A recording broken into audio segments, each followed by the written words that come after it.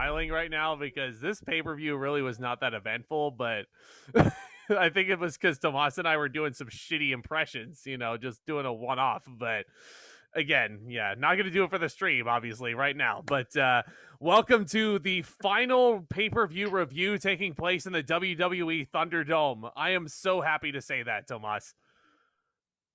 I am happy too. It's been a long time coming, and for the longest time now, WWE has been hyping it up. July 16th, crowds will be returning to WWE, starting off with a Friday night SmackDown and in Texas, and it's going to be leading into Money in the Bank, July 18th. And Where is that? Where is that again? Money in the Bank is in Fort Worth, and SmackDown is in Houston, which is interesting. Yes, that's right. Yes. Yeah.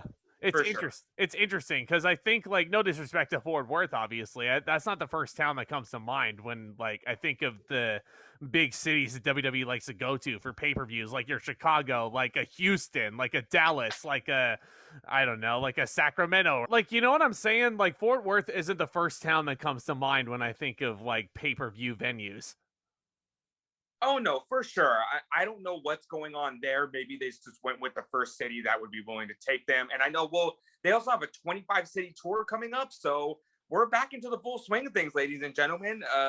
It feels good. Yeah. And, as of recording this, we only have 4 Monday Night Raws and 3 Friday Night SmackDowns left until curtains to the Thunderdome. I know. And, you can quote me on this. Go back to our SummerSlam review. I was singing the Thunderdome's praises. I loved it, and I still do. But something like this has a shelf life, and it was a good novelty to get us through this year. But now it's time to put this Thunderdome to rest. It's time for live fans to get back into it. It's time for us to start chanting crazy shit at the wrestlers because I'm ready to start doing that. I'm ready for life to just go back to normal. I'm ready to start doing that with you all also. And if you guys love this little game that we've been playing for the time being, hit that subscribe button down below and make sure to leave us a thumbs up also. It would really mean the world. We got a lot of wrestling to talk about in this next month because not only WWE, but AEW is going back on the road too. So we've got a big slate of shows for July. So it's going to be quite the journey. But today we're talking about WWE Hell in a Cell 2021. I don't know what it is about these odd-numbered years in the Hell in a Cell pay-per-view, but I think it's cursed. I think it's cursed because the last time there was an odd number, the last time there was an odd number at the end of a Hell in a Cell pay-per-view, we were in the audience, and Seth Rollins was disqualified inside the cell against the feed. So, I was ready to go into this pay-per-view with that mindset because I was getting very afraid because they just finished announcing this card 2 nights ago. For the longest time, there was only 3 matches or 2 matches confirmed for the show. And a good segue to go into this is that the Universal Championship match that was supposed to be between Rey Mysterio and Roman Reigns at this pay-per-view got bumped to Friday Night SmackDown this past Friday. Oddly enough, on the pay-per-view. I think there's a reason for that. I think they wanted to try and pop a rating for SmackDown just to fuck with AEW, just because they knew there was Friday Night Dynamite going on because of the NBA playoffs. So I don't know. But yeah, go ahead. It's so unnecessary though, because we got robbed of what would have been the best match on the show between Reigns and Mysterio. I'm going to go as far as saying is that Roman Reigns is the best thing going on in WWE right now. Without question. And son, you will acknowledge me as your tribal chief and the head of the table. Talk about that. You're talking about the tribal chief, Roman Reigns.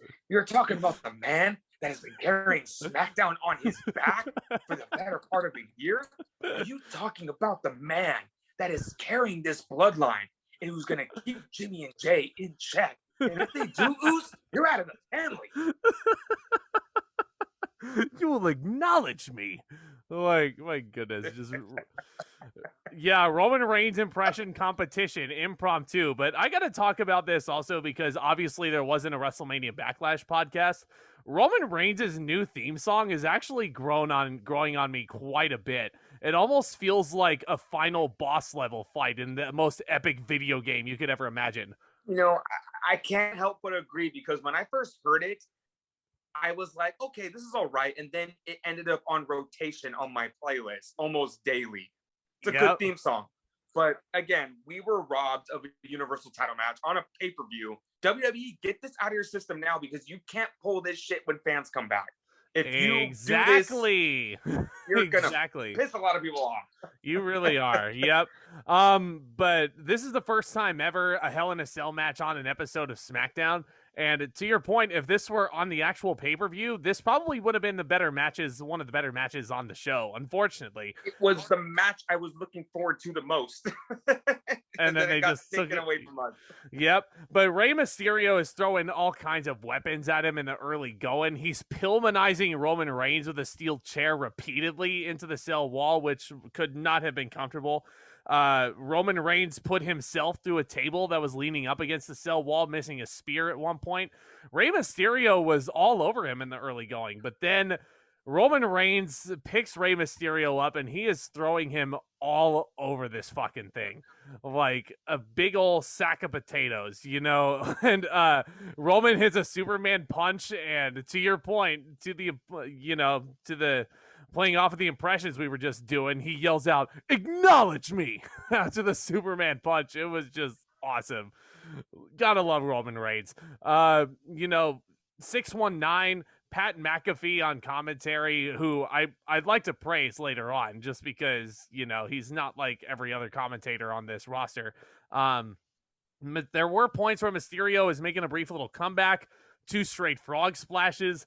But then you get to the spot of the match. Roman picks up Rey Mysterio, and just like he did to his son the previous week, power bombs Rey Mysterio completely over the top rope. Mysterio back first into the cell wall. Could not have been comfy. And then, I don't know, this is where I kind of get into the nitpicks of the match, Tomas. Roman makes Mysterio immediately tap out to a modified guillotine. It isn't even the guillotine hold that he was, using a lot, but I would have wanted a more spectacular ending. After thinking about it, it might be because Roman Reigns may be a little too big to latch on that usual guillotine. Because remember, that move is designed to take down, giants like Braun Strowman, not for little guys like Rey Mysterio. But if you're gonna do that, he might as well just spear him, or like spear him through the cell wall or through a table or something like that. Yeah, but this match was very good. 3.5 stars, I would say. Fun while it lasted. Predictable result aside, this was definitely a fun cell match. Would have been one of the better matches on this show. I just really, really wish it had a more spectacular ending, and the fucking commercials. Oh my God, the fucking commercials were so distracting. Oh, absolutely, yeah. And with that being said, your tribal chief will be going into back-to-back arenas as the Universal Champion. I'm looking very forward to seeing how the fans are going to accept Roman Reigns. We got a little taste of that at WrestleMania, with the fans really getting on his case during that triple threat match for the Universal title. But now that Roman Reigns is going to be in front of an audience on a regular basis, I'm looking very forward to seeing how the fans are going to perceive him.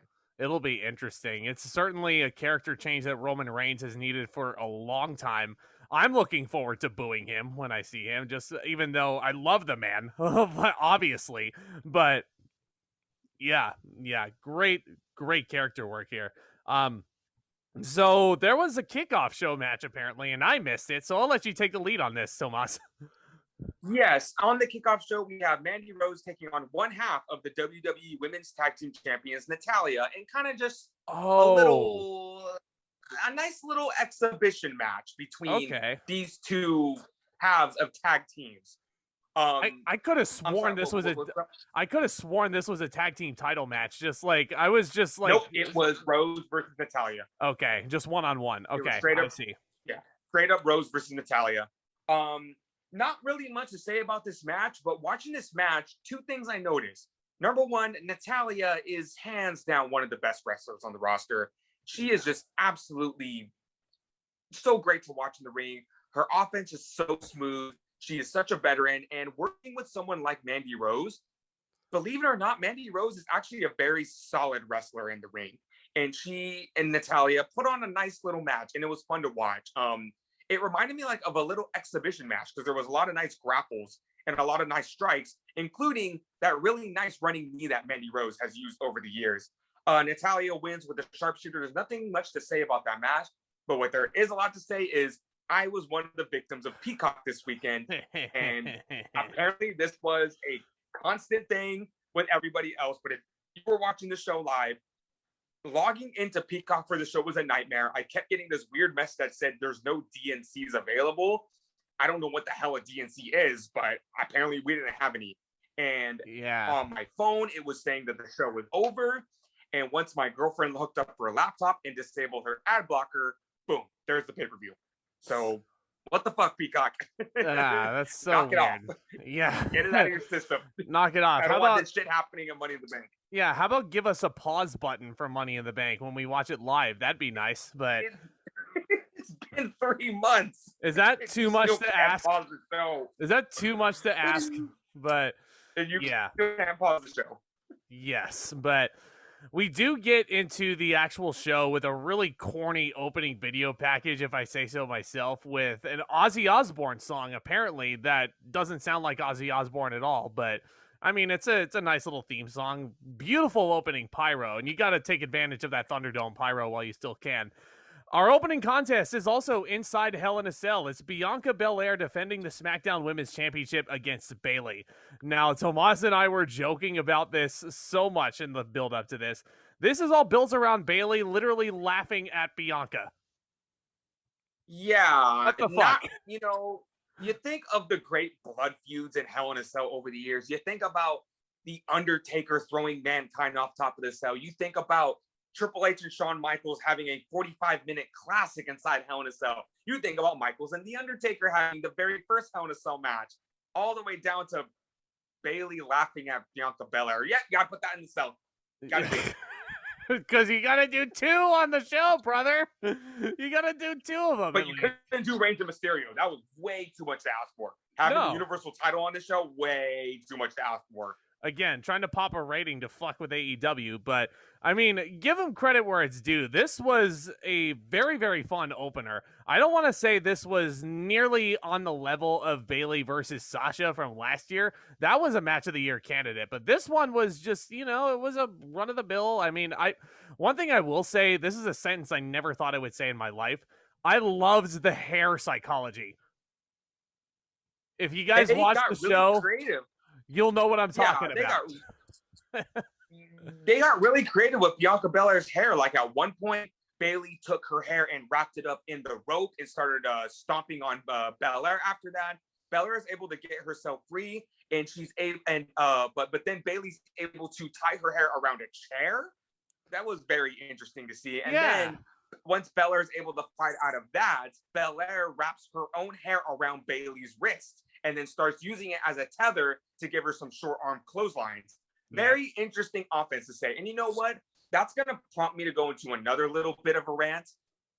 In today's age of pro wrestling, and you look at the Hell in a Cell, a lot of people have the same complaint. There's no blood. It's not good anymore. There's no blood. It's not good anymore. I could care less about blood. I care about being creative inside the Hell in a Cell. And I will say, these girls got creative in this match. They really did. Fuck all if there's not one single drop of blood inside Hell in a Cell.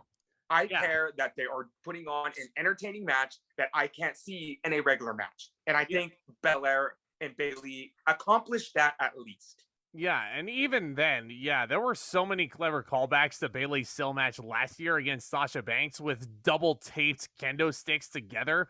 And then she bridges them in between the apron and the cell wall. That she could not tape the canes together the first time. So she taped them before the match and left them under the ring.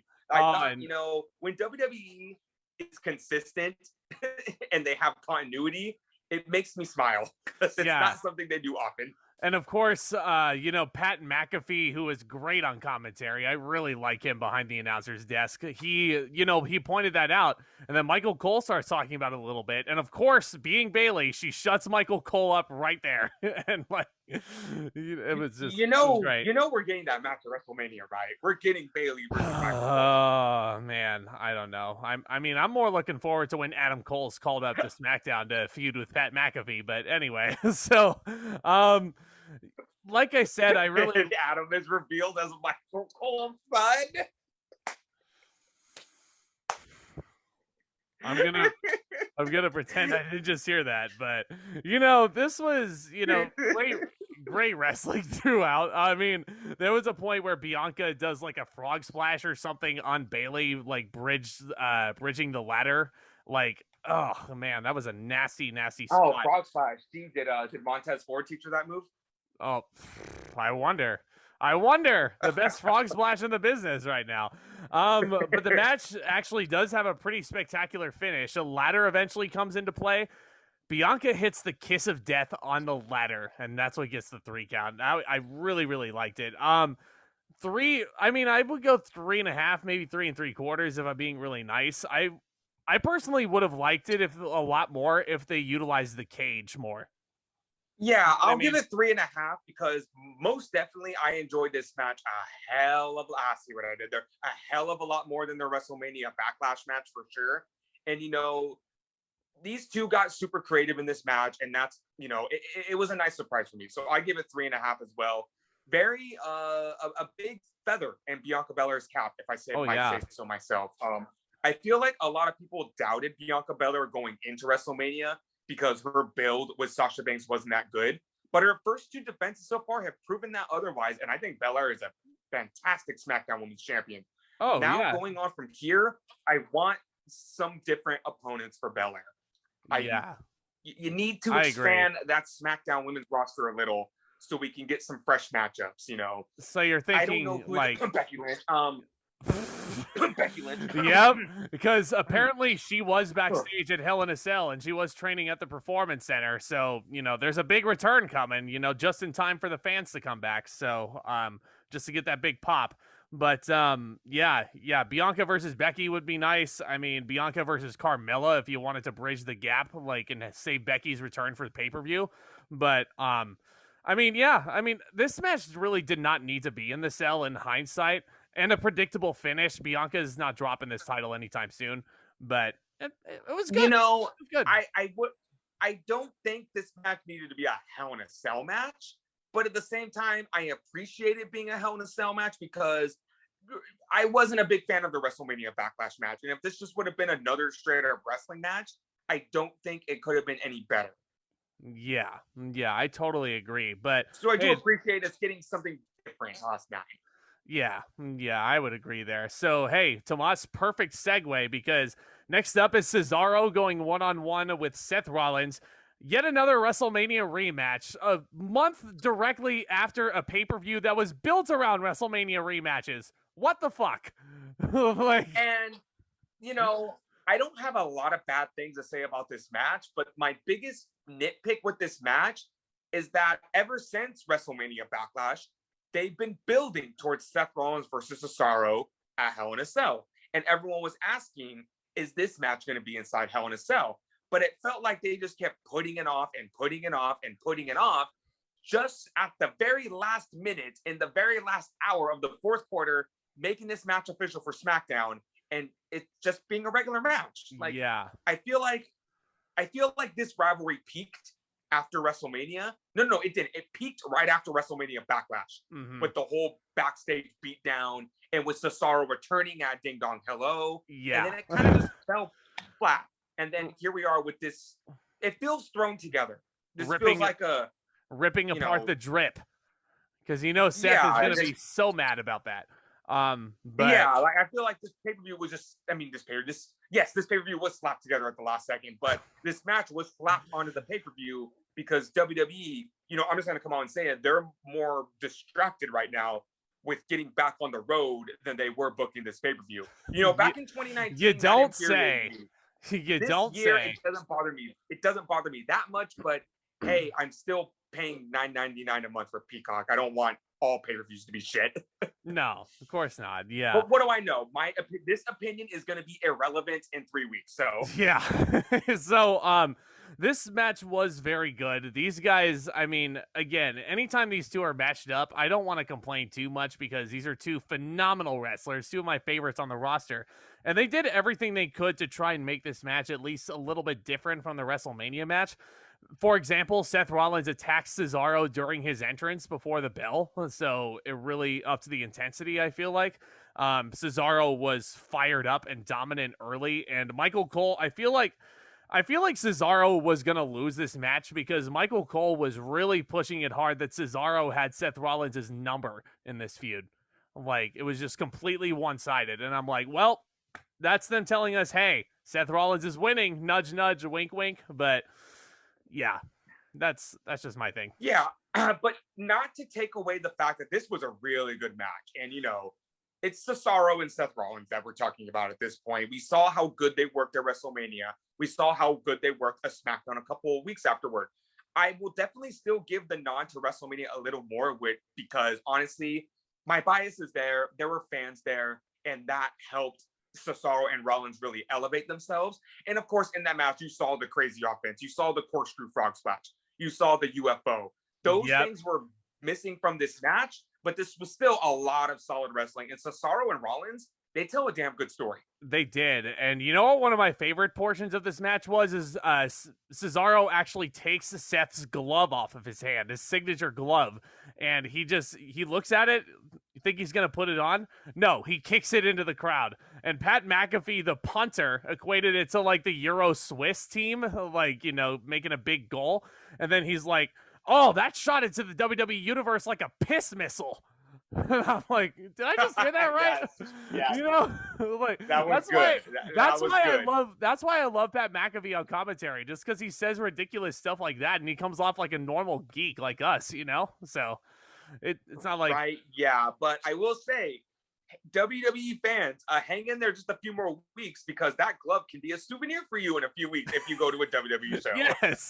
Yes. Maybe you'll be lucky enough, and Cesaro will kick Rollins' glove into the audience. Well, you know what we need to do is when we get the San Jose pay-per-view, Tomas, we got to sit on the floor so we can try and get Seth Rollins' glove, but maybe not. Maybe not. But don't bring a beach ball. I heard Cesaro doesn't like those. Yeah, we're certainly no beach balls being thrown in this one, but yeah, to your point, stiff shots from both guys. Cesaro hits a Brody Lee discus lariat, which I really smiled at.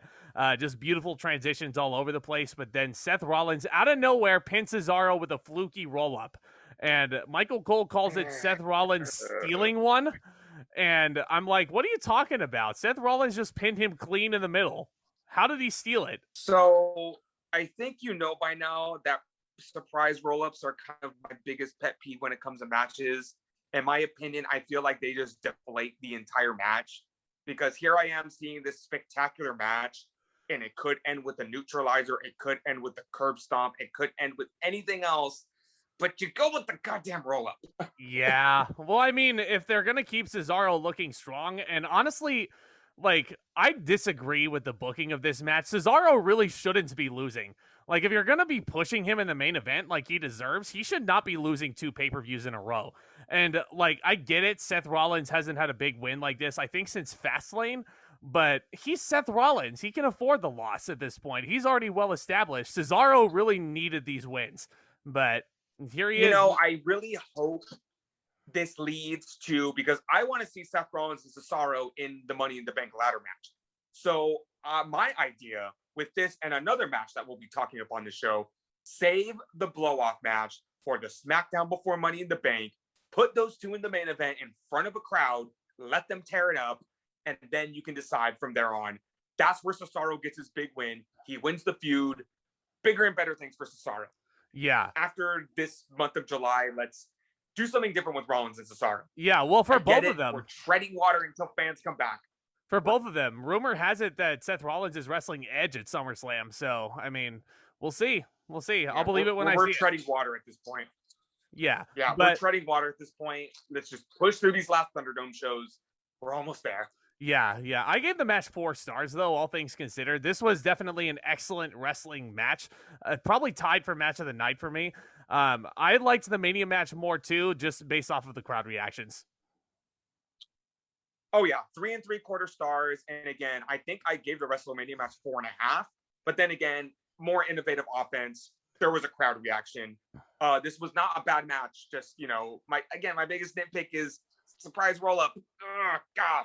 I know. And then we move on to, I think, what Zack's favorite match tonight. Shayna Baszler going 1-on-1 with Alexa Bliss. Fuck this match. Fuck this match, dude. Like, okay. Hear me out. I'm not going to defend the match. I am going to defend Alexa Bliss. Oh yeah, I like Alexa Bliss. She plays... I think I'm in the minority. I really like this gimmick that she's in right now. I know she's not Bray Wyatt. Everyone needs to understand Bray Wyatt is not on TV right now for personal reasons. Yeah. Let him do what he needs to do. He will be back. He will be back.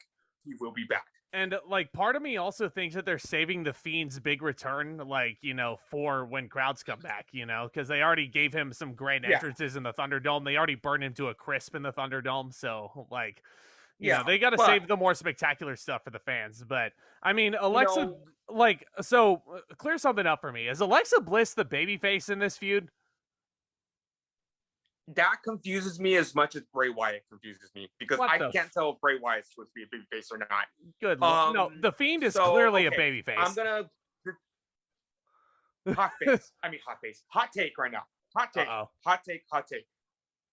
You cannot shit all over Alexa Bliss's gimmick if you liked Broken Matt Hardy. Yeah. You cannot sit there and say you like when Matt Hardy had a magic drone and he had the dome of deletion, and he's telling people he's going to delete them, and he's shooting Cameron Grimes out of a volcano, and he's wrestling the Rock and Roll Express on a cherry picker, and they're teleporting everywhere, and Jeff Hardy was dunked into a lake where it reincarnated into a different game. You cannot say you like the spooky shit that Matt Hardy did and then turn around and say you don't like Alexa Bliss, because I'm not saying it's the same thing, but it's around the same basis. And I understand the execution right now is shit, because I don't like the Shayna Baszler and Nia Jax stuff, but I don't like that Alexa Bliss's gimmick is getting shit all over. Yeah, because I don't think she deserves that.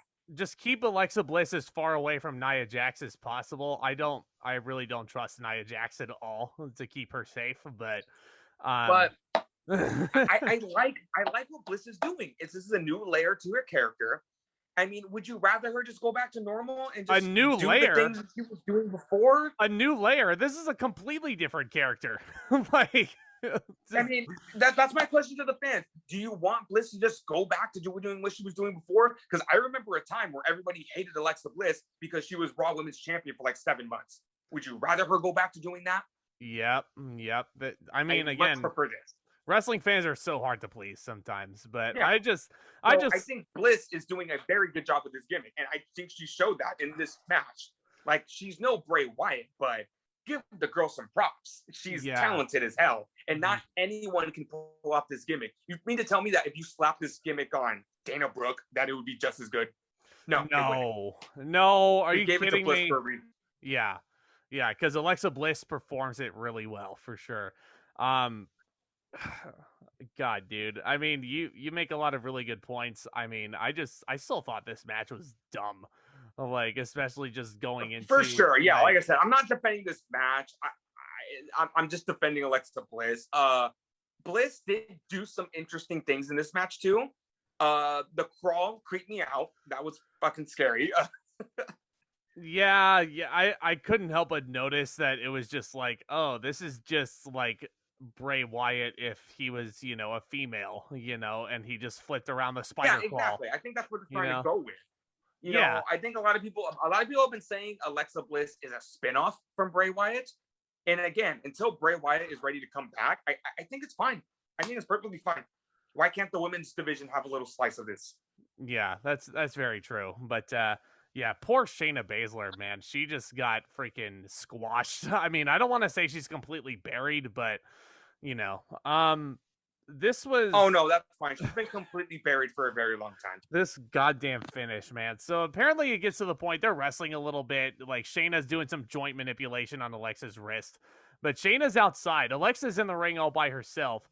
And then she looks over at Nia Jax. And Nia's in, like, a trance. And then they do, like, the little thing where it's like... Oh, yeah, we're like, in sync. We're like mirror images of each other. And then she forces Nia under voodoo to shove Reginald on the outside out of the way. And Nia has no clue what's going on. And then she basically pins Shayna after Twisted Bliss. Like, what's the point of wrestling if you could just do voodoo and have Shayna lay down? Like, just do that. It would have been much better. I didn't like the voodoo shit because, again, I think Bliss is pulling this off very well. Nia Jax did not pull it off very well. It looked stupid when she was doing it. The scream looked stupid. The slap looked stupid. My biggest issue with this is where the hell are they going with any of this? I mean, apparently Alexa Where the hell are they going with anything? Apparently Alexa and Nia are at WrestleMania, I was willing to give this a chance. But now we're 2 months into it, and I'm just like, I don't know where they're going with this. Yeah, after she turns on the Fiend, forcing him to lose to Randy Orton at WrestleMania, and now she's a babyface again? Like, I don't know. But I just don't get where they're going with it. Yeah. I don't know. The most I can give this match is a star. Yeah, 1 star. It was a bad match with a dumb finish. 1 star. There you go. But yeah, I don't know where they're going with this. And I would, again, and here's another thing people are worried about. Where was Lily? Apparently she's in timeout. And people are speculating, is she just in timeout for now? Or is WWE just nixing the whole thing? The thing they've been spending 2 months on. Good Lord. I don't know. The more I think about this, the more my head hurts. Yeah. How about we talk about some good wrestling now? Kevin Owens versus Sami Zayn. Speaking of WrestleMania rematches, keeping on that topic here, there was a bit of an added layer to this match. It's keep in mind, there's no stipulations. Of course not. On a pay-per-view called Hell in a Cell, you can't have any other stipulations other than that to spice up some of these other feuds. But basically, Kevin Owens comes into this with a throat injury because he's selling the Samoan spike. I'm not going to call it the Nigerian nail because the Nigerian nail. It's the Samoan spike. I'll call it that. The Nigerian nail. It's the same exact move. But Kevin Owens, so is the rock bottom in the bookend. Yeah, okay, fair enough. Yeah, touche. So Kevin Owens is basically selling the throat injury, and there are points where he'll be on offense and he'll just have random coughing fits. And there were points where literally he would go out to ringside and start coughing, and Pat McAfee would be like, "Oh shit, get away!" I guess he just doesn't want to catch what Kevin Owens has, even though it's not really a sickness. It's just sore throat. But anyway. Yeah, it's just okay, I don't want to call this my dinner match. That's what it was, I was eating during the Raw Women's title match. But I did miss a bit of it because I was serving myself at the time. I didn't hate this match because I've been hearing this match get a lot of praise. This is another case of the WrestleMania match was better by a long shot. Yeah. I just feel like and people are gonna disagree with me. They're gonna say, "Oh no, you haven't," because they were telling the story and this match was I get that, but I want something different. Yeah, I just want something different. My big nitpick with this match was slapped on the pay-per-view at the last second. It was, instead of giving us Roman Reigns and Rey Mysterio. It was. I thought it was strange that Kevin Owens was selling the throat injury, but then also felt the need to sell the wrist. I mean, I don't want to assume things. Either Kevin Owens is the best seller on the entire roster right now, or he's legitimately injured. Because there was a point where he just started grabbing his wrist, and Michael Cole was like, "Oh shit, Kevin Owens is hurt. The ref may need to stop this match." And I'm like, the coughing fits don't stop the match, but that's stupid Michael Cole commentary for you. But I mean, there was definitely some good storytelling. There was a point where Sami Zayn was covering Kevin Owens while he was, holding onto the wrist, and he only could roll over like a little tortoise with on its like a rolled over tortoise. Yeah. That's all he could do to kick out. And I was like, that's his attention to detail is so great. It's awesome. But Zayn with clotheslines, sleeper holds. There was a point where I think Kevin Owens slapped Zayn as hard as he could, and Zayn was bleeding from the mouth. Yeah, they got pretty physical during this match. I think that was the segment that I missed, unfortunately. But the ending of the match comes when Zayn hits Owens with the nastiest haluva kick I've ever seen in my life. Yep. And that's when I realized Zayn needed to get his win back too from WrestleMania. And Sami Zayn apparently has won his first match since October 2020. 50-50 booking, baby. There it is. That's insane. I didn't realize Zayn was on that much of a losing streak. Sami Zayn has won. And I'm going to say the same thing about this match that I said about Rollins and Cesaro. Have the blow-off on the final SmackDown before Money in the Bank. Let these guys tear it up in the opener in front of fans. Yeah, put him in the ladder match. Yeah, absolutely. I agree. Yeah. I appreciated the work in the storytelling. I gave this 3 1/4. The crowd made the match at Mania better than this. I mean, I give the guys credit with all these like goofy limitations that they had, like the throat injury and all that, and they still managed to put on a decent enough match. So and here's the thing about Kevin Owens and Sami Zayn. They're the two kind of guys that you could book them on 8 pay-per-views in a row and I never get tired of it. But I don't think they needed to change the formula of the match. They could have went out there and had another spot fest and I wouldn't have cared. No, absolutely not. Yeah, it's still one of the better matches on this show, but 3 1/4 stars for me too. Both the heels got their wins back. Again, wait until fans come back and give Rollins and Owens the pops that they deserve. Yeah. Oh boy. Are you ready to talk about Rhea Ripley versus Charlotte Flair for the Raw Women's title? Because I sure am. Charlotte Flair's not really, but here we go. Yet another WrestleMania rematch, ladies and gentlemen. Charlotte's blood type is apparently gold, according to Corey Graves. I know. Yeah, but apparently that WrestleMania doesn't count in your eyes. Wink, wink. But, it doesn't. No, I was going to say PC Mania. Yeah. How is Rhea Ripley a heel? Can you explain that to me? Because WWE is trying to force her to be a heel, and it doesn't work. We like Rhea Ripley. We want to cheer for Rhea Ripley. Stop making it so we have to boo her. Hey WWE, why don't you look back at your own product and go back to how over Rhea Ripley was as a babyface in NXT, and you stick with that. Yeah, absolutely. And they're just shoving Charlotte Flair down your throats, of course. Yeah, but, this match's psychology was all over the fucking place. Yeah, but the wrestling was pretty damn good, I gotta say. I mean, these two definitely, there's a reason why they had that WrestleMania match and why they were paired off, because they have some pretty damn good chemistry together. This match was just bogged down by so many things, and we'll get into the big thing, in just a second. But I'd like to ask you, I wonder where Charlotte Flair learned that double moonsault from. Yeah, it can't be from her fiance, because her fiance does it better. Oh no, easy. Yeah, I'm gonna say this right now. You can't say that. Charlotte Flair's Andrade moonsault was so sloppy.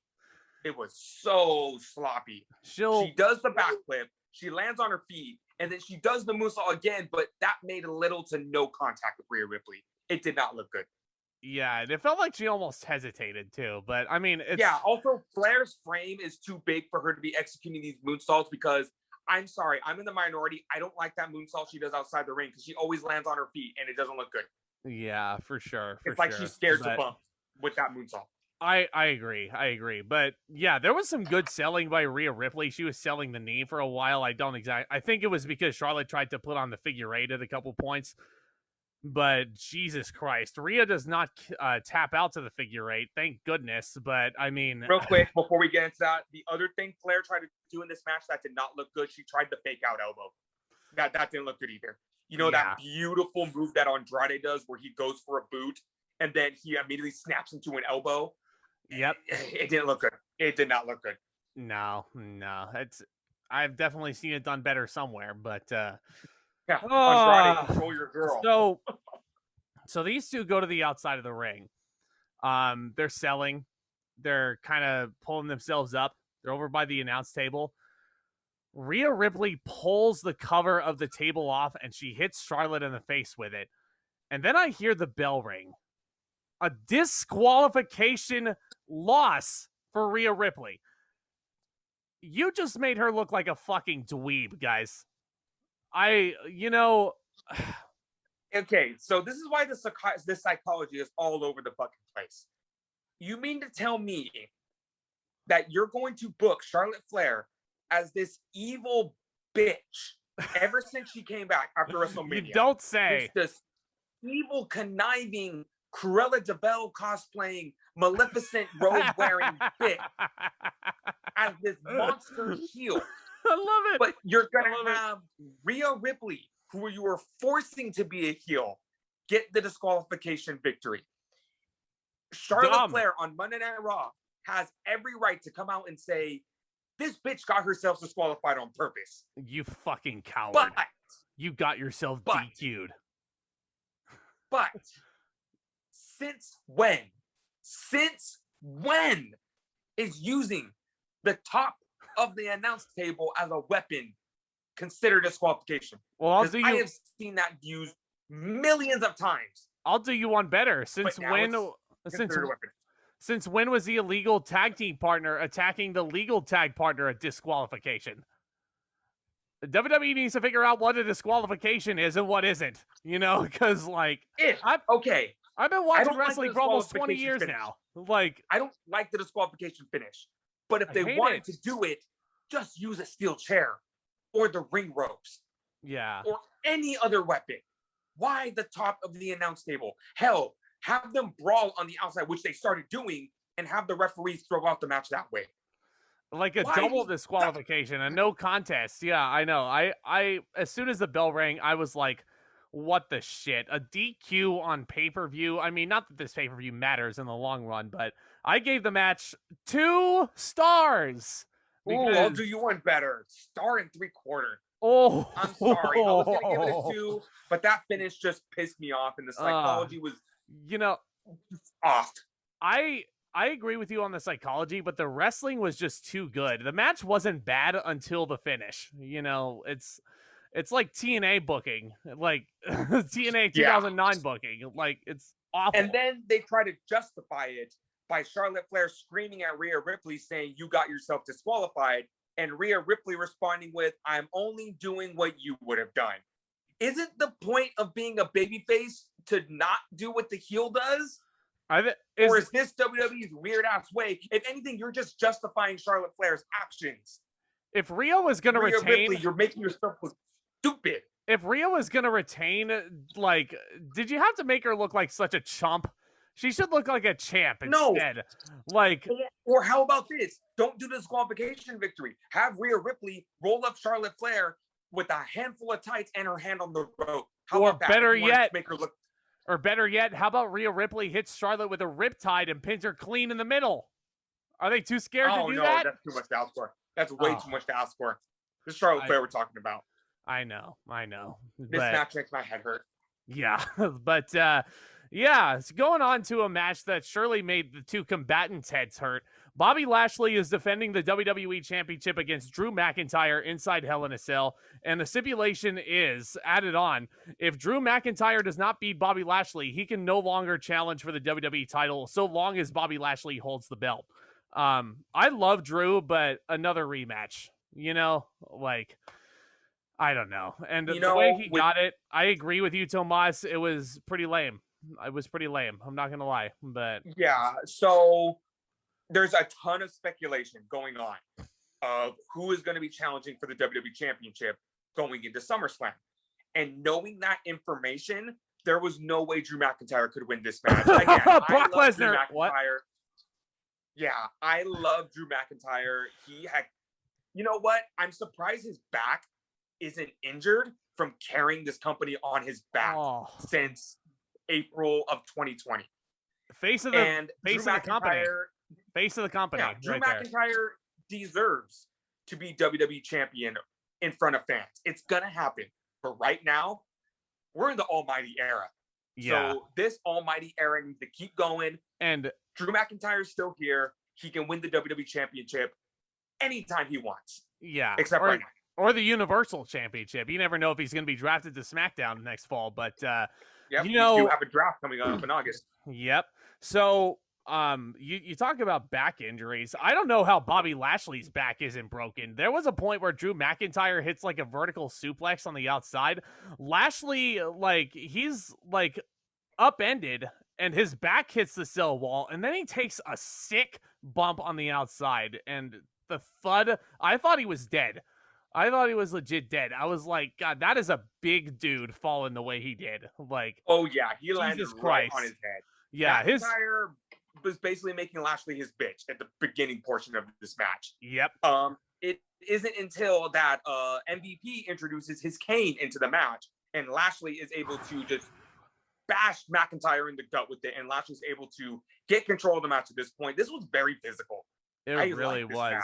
I really did too. I mean, like, if their WrestleMania match and their match from Backlash in 2020 was anything to go off of, like, these two just mesh together so well. It's always such a great hoss fight.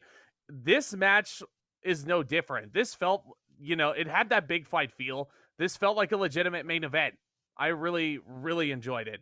And this felt like a legitimate Hell in a Cell match.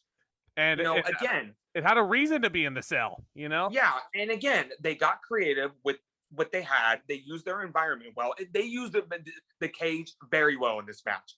There was a point where Lashley backs McIntyre up in the corner, and then MVP gets a kendo stick, and he's able to wedge it in between McIntyre and the cell, while Lashley just goes to town on McIntyre's face.